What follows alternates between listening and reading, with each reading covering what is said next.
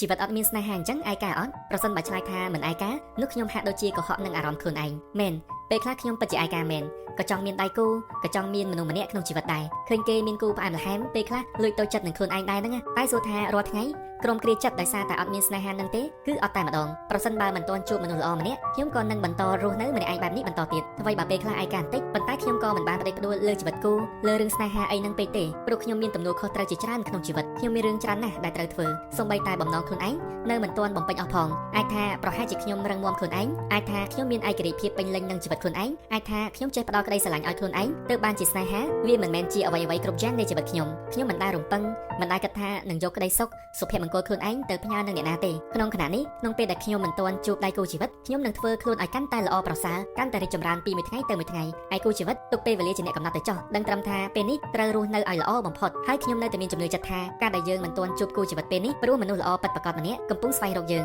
ម្នាក់នោះនឹងបង្ហាញខ្លួនហើយនឹងដើរចូលជីវិតយើងនៅថ្ងៃណាមួយ